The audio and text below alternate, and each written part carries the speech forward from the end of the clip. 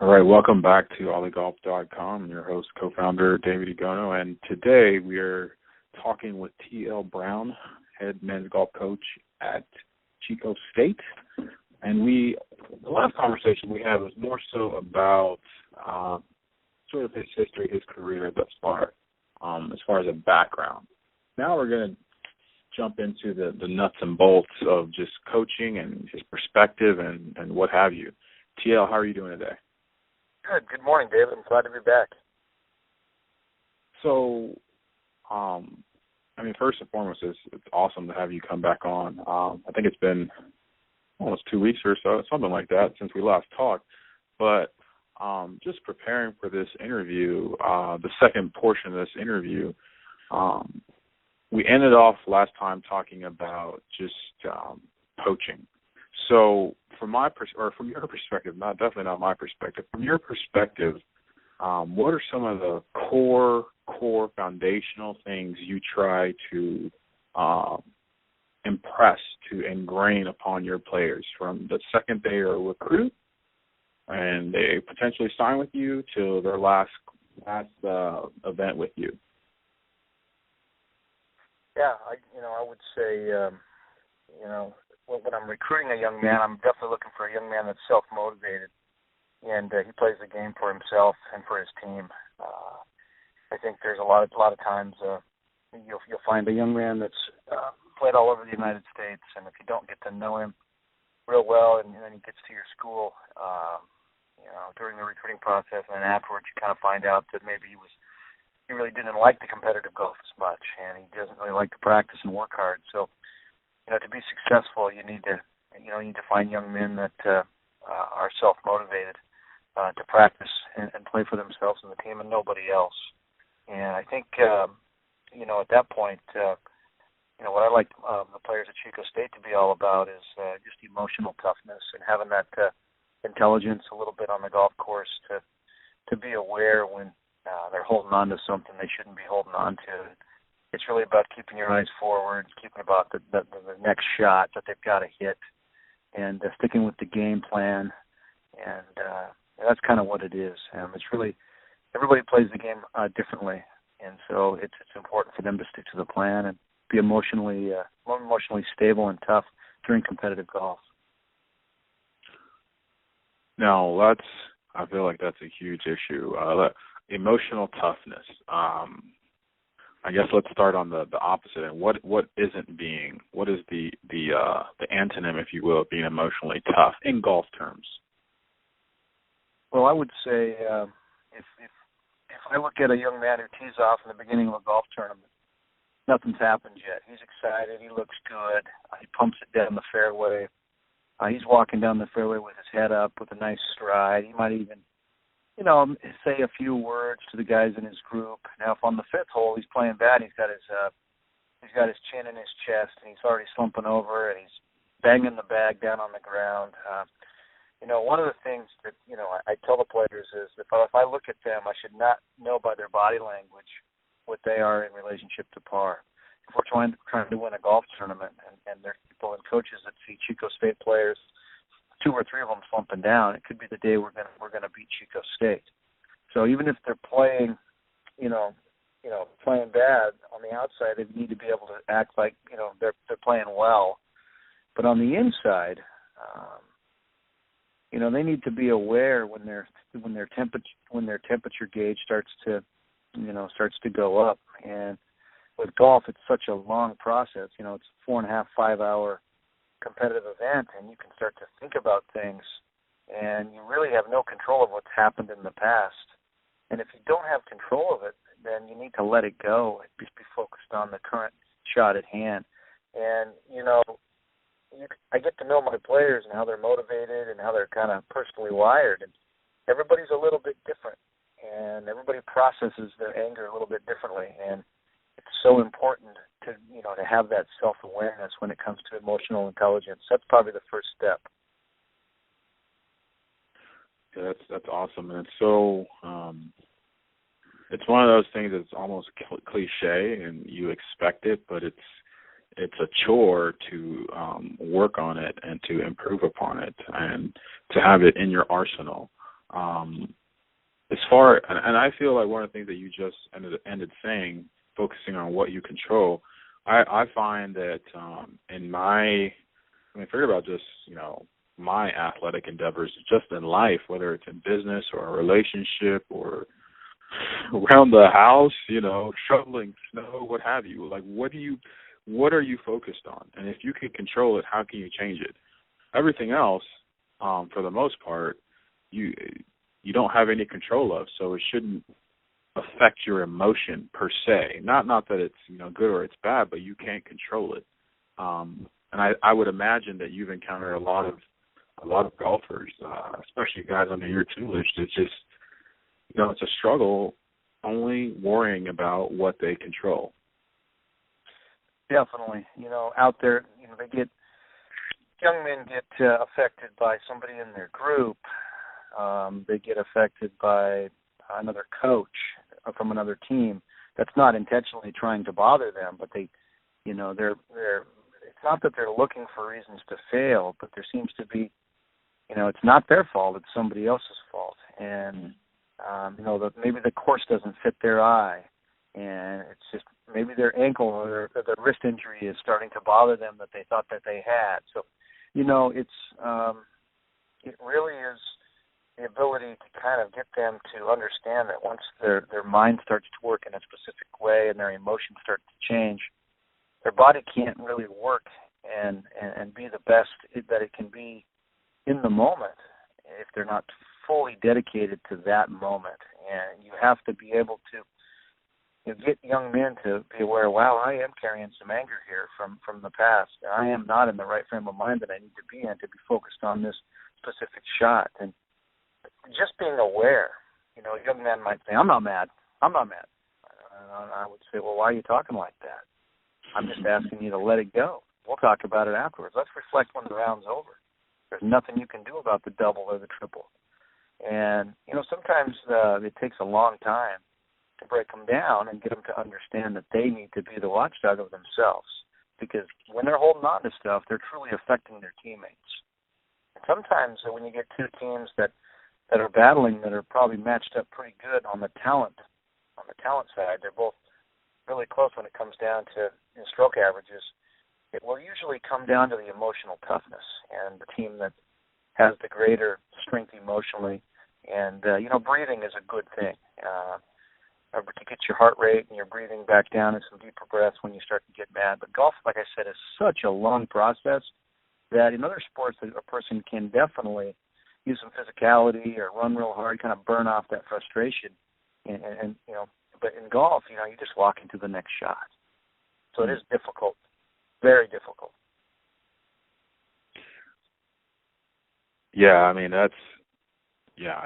it's something that you honestly have to fail and succeed sometimes, and have a just an average performance going through emotional toughness or breathing. Breathing is huge. I remember reading about I want to say biathletes, cross country or alpine biathletes or whatever, where they ski Lord knows however many long of a distance, and then they have to get their heart rate down to shoot a shotgun, and hit the target.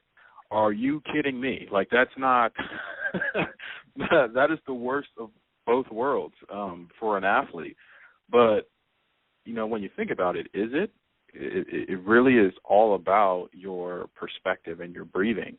Now, just hearing what you're talking about and getting guys to understand and having conversations with guys, what is your implementation as far as your communication to them? Do you try to make it case by case, player by player? Do you try to have, say, like let's just say before practice or before a match, you have a group conversation, and you have, I don't know, a mantra? Like, what is your approach in very, very general terms to communication? Because I feel like in sports, in anything for that matter, but especially in sports, the communication from the leader, how it's communicated, is absolutely key to the success of the team.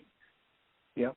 Yeah, you're exactly right. And to answer that, a good coach is able to, and I feel a good golf coach is able to criticize in a way that teaches, and the player understands that that's coaching. I'm not trying to beat you up here and tell you you're not good. I'm just trying to coach you, and it really is about doing it at the right time, and it's really about knowing each student athlete or each player on your team. I have a lot of success, communicating with my players one-on-one, and they're all different. Some just need to be, hey, this needs to change now, and some need to be kind of coddled, and it all depends on the person. I know that we have team meetings before every competitive match. Some are very, very simple and to the point. Sometimes team meetings can be a waste of time, unless they're very productive and to the point. But I get the most success communicating with my student athletes one-on-one. So that's really it. Getting to know that specific student athlete as quickly as possible at the beginning of their freshman year, and growing that relationship so they start to trust. But the one-on-one, where they can throw it back at me, I want them to tell me exactly what they're feeling, to open up and let me know. How can I help them? What can I do better as their coach? And I'm going to tell them the same. That's awesome. And that has my mind thinking. So, let's I guess focus somewhat only on I guess the best relationships you've had with players, not necessarily your best players, but the best relationships that you've had with players. Is it along the lines of, it's definitely case by case and it's relationship based. Is it more so like a father-son interaction, or I'm thinking of like Jesus and his disciples, where you give an example, analogies or parables. That's kind of big. I know it's getting close to Easter, but yeah. But I think it's the best way of explaining that type of dynamic in a sense where he's the master, you're the master, they're the student. The teacher, you're the teacher, they're the student, and like what dynamic do you consistently see just making sense and working for you? Well, I think that David, I think that every kid, like we talked about, every young man that comes to play at Chico State, I brought him to Chico State because I felt they had the talent to help us win as a team. They were team driven, but they were self-motivated to work hard. I didn't always have to have the whip out, and I felt like they were coachable, that I could grow their game and make them a better player. Now, once they get there, it's a totally different deal, and every relationship is different, and you have young men that have quick success and they think they've got it all figured out, and there's players that need constant, they need to be built up constantly, and then you try to get them to be able to build themselves up. And then you've got players that maybe didn't compete at their expectations, and the relationships are all different. I think I'm closer probably with those that allow me to be close. And my philosophy is that I coach golf to help you become a better player, help you become a person that prepares more effectively for the next event, helping you grow and strengthen the areas that you need to get better at. But college golf, there's so many different facets of it. From the swing to the nutrition to the exercise to the mental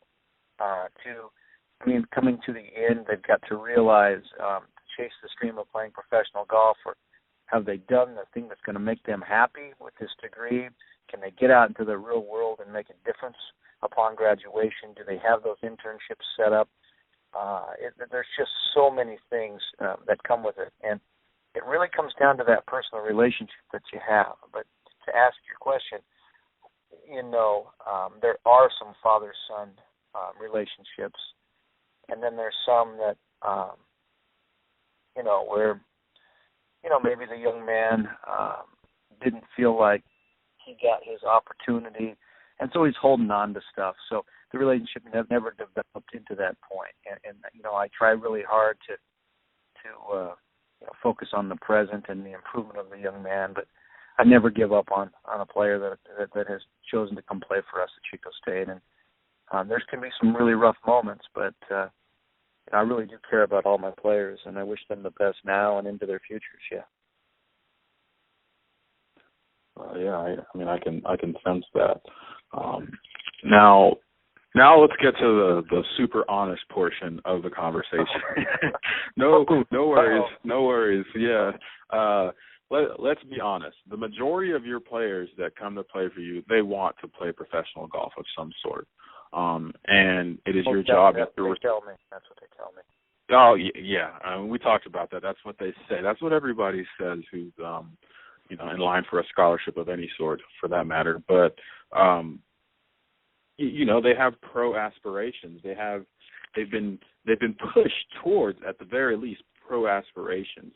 Now, I mean, let's just be brutally honest. And obviously, this has nothing to do with any players that you do have currently or in the past or whatever. How do you help get them there? Because, again, if we're being honest, you really have a limited role in that. You really do. I would say that your role is more so of guidance and maybe even nurturing and perspective, but after that, it's solely on the player.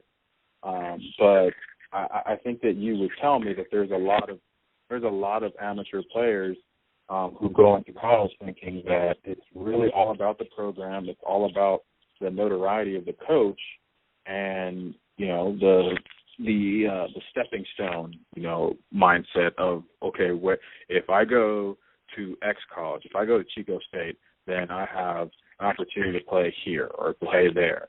But like, again, let's be 100% honest. How do you communicate and help these players that have these pro aspirations? Sure.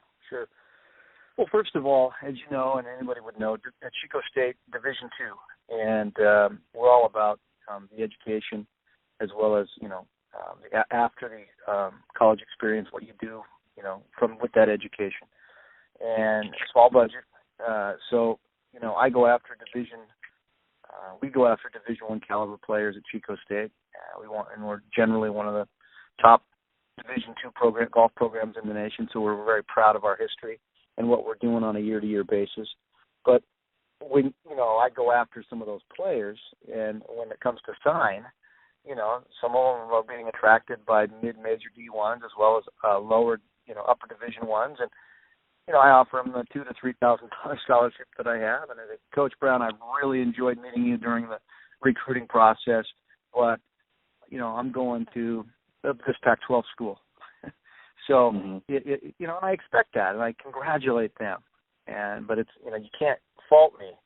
But so the talent level, you know, is still very strong, and you have a very small window to get these young men ready to do something like this, and to be realistic about it. You know, my job is to get them to understand the process of winning and preparation. And then after the season is over, it's really about helping them put together an amateur schedule that allows their amateur world ranking to start to elevate in the standings, get them into the biggest tournaments possible that I can, help write letters, get some exemptions,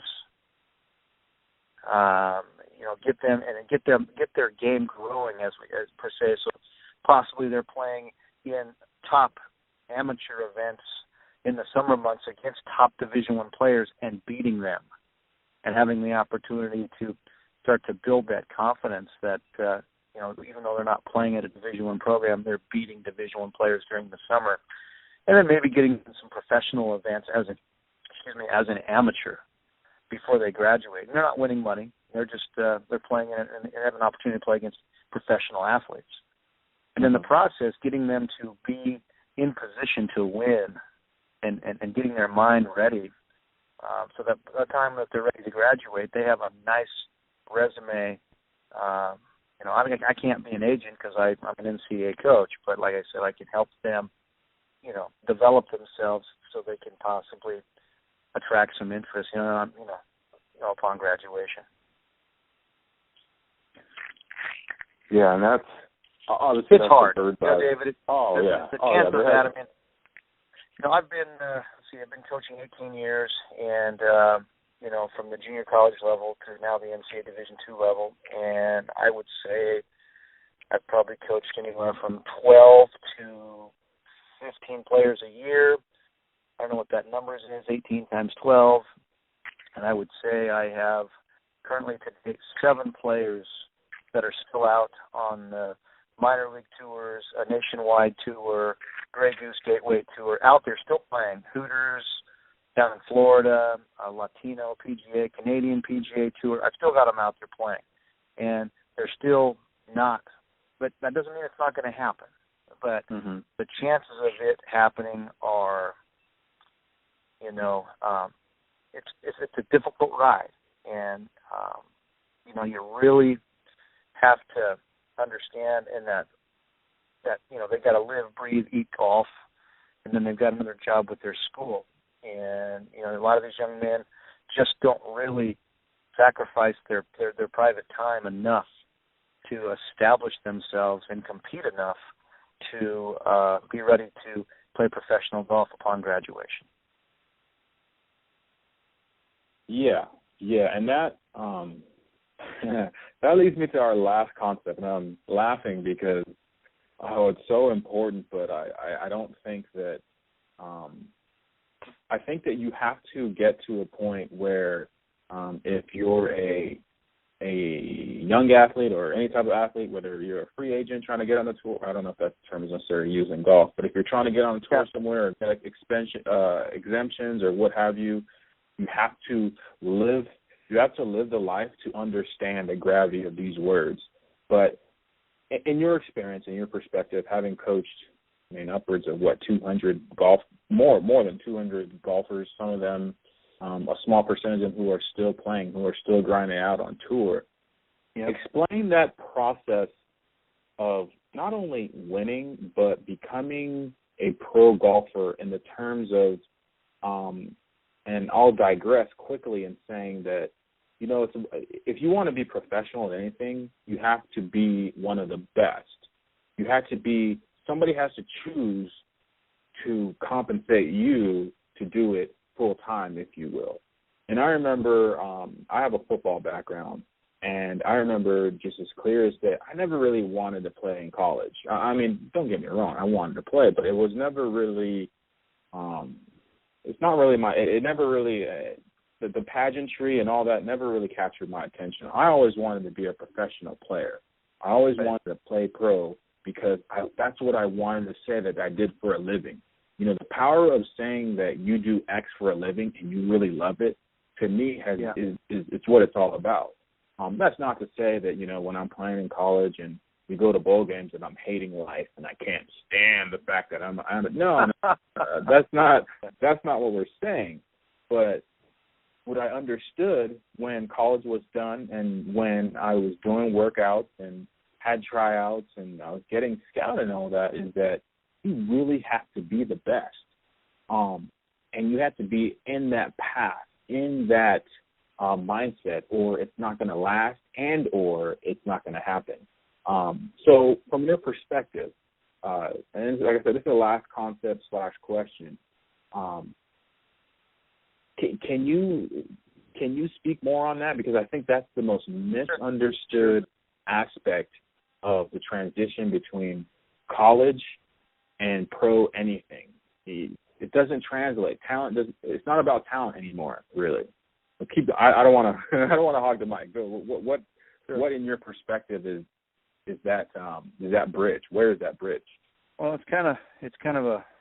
There always seems to be like a path when the athlete has that choice, either go left or right, the fork in the road. And, I think that starts on the college level where, I'm dragging them along. I've got the whip out because I know how talented they are. I want to win as a coach. And so, then the summertime or when they come back, that whip doesn't hurt as much. It's like, well, I've heard this before. I've got to change the way I communicate with them. And then they've got to choose to be self-motivated and work harder than anybody else. And then, when they get that great opportunity after graduation to chase that dream, they realize that there's men out there that have been out there for 15, 20 years and might be 35 years old, and they're 22, 23, 24, and it really is a process. And a lot of these young men, they want it right now.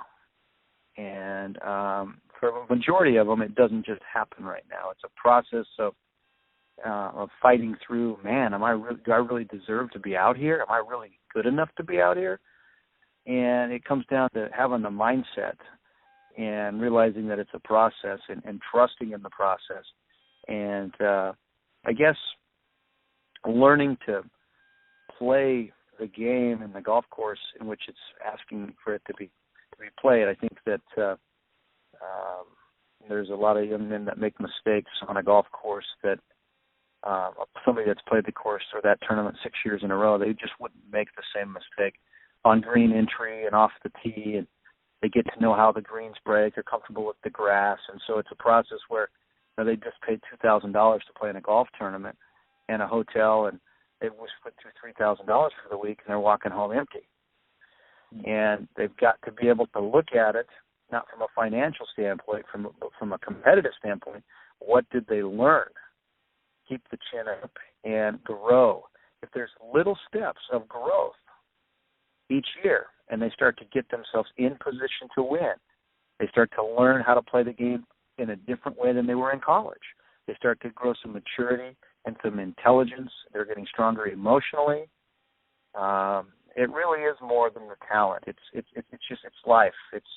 We go through it, and it just doesn't. Sometimes it does happen to people really quick, and then they don't appreciate it. They don't know why it's happened, and they can't do it again.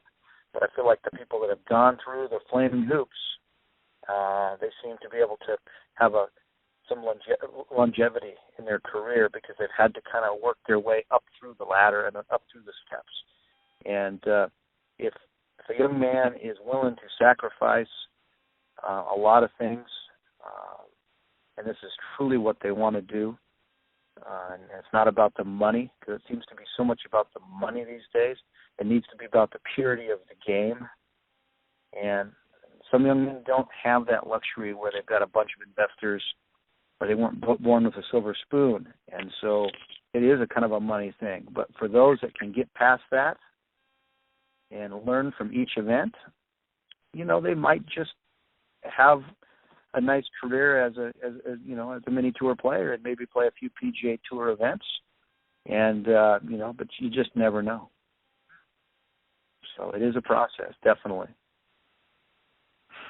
Yeah, I totally agree with you.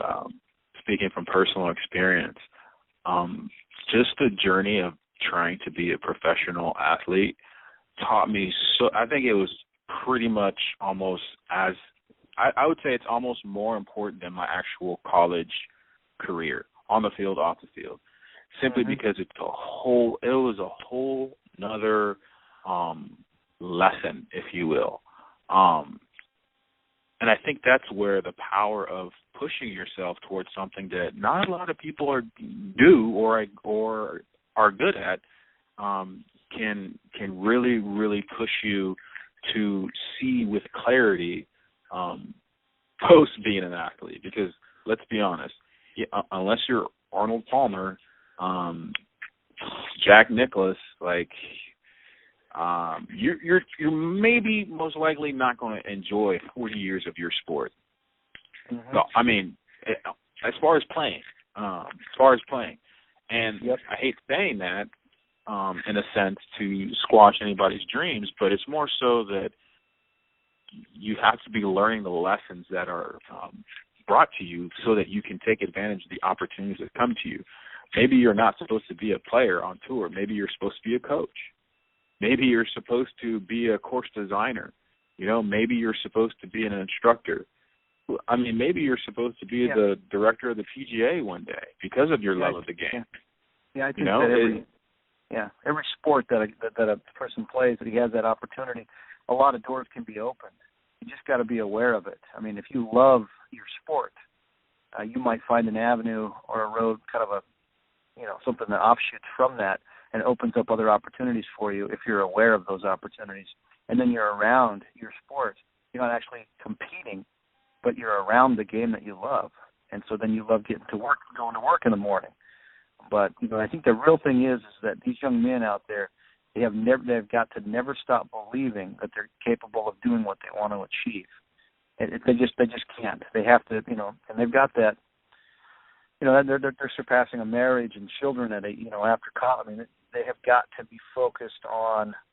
I mean, the young men that get married and have the kids and they're traveling around in the minivans trying to raise their kids on the road on the golf circuits. I mean, you hear these stories, and it is a tough deal because a lot of us have kids, and it's just you have got to make those sacrifices and get it done when you have your opportunity, your window of opportunity.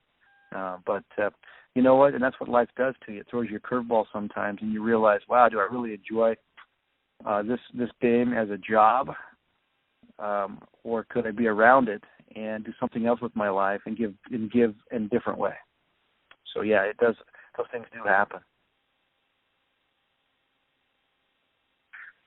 Yeah, and I think that awareness comes with being.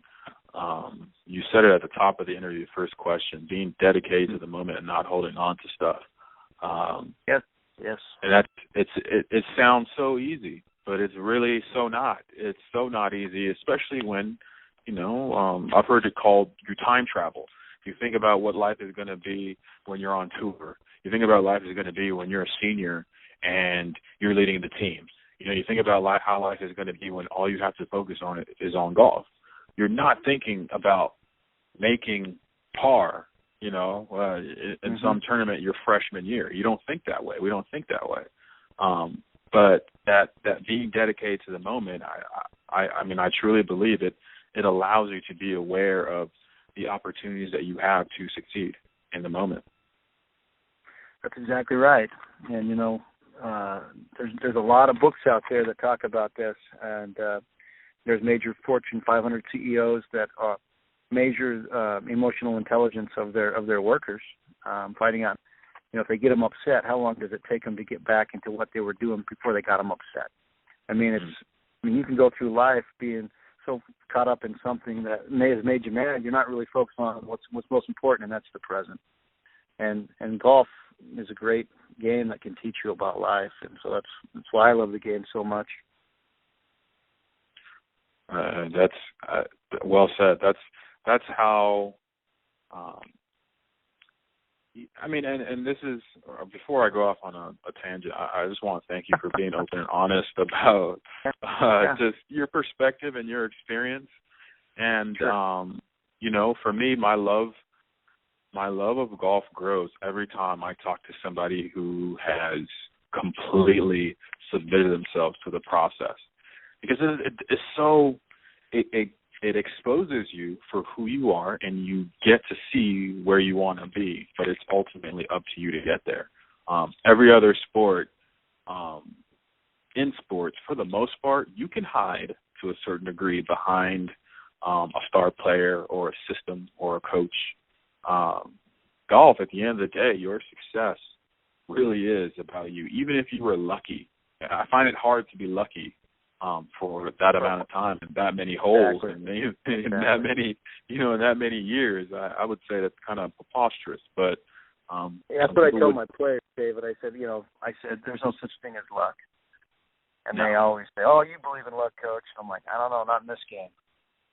Yeah, exactly. Not for long period. You're exactly right. You're exactly right, David. Well, Coach TL, I truly appreciate you coming on to the show.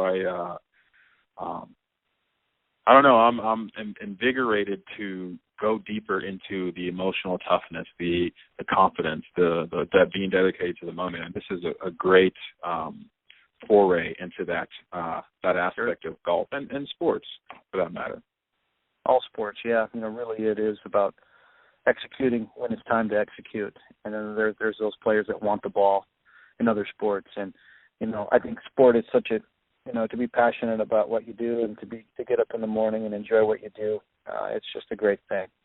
And, I love the game, but, coaching the game is, I'm very blessed. And I definitely have enjoyed speaking with you on your show. And I can't thank you enough for this opportunity to talk about Chico State golf. Oh, no doubt. No doubt. We definitely have to do it again. All right. Well, thank you for being on the show. And, we'll talk again soon. All right. You have a great day.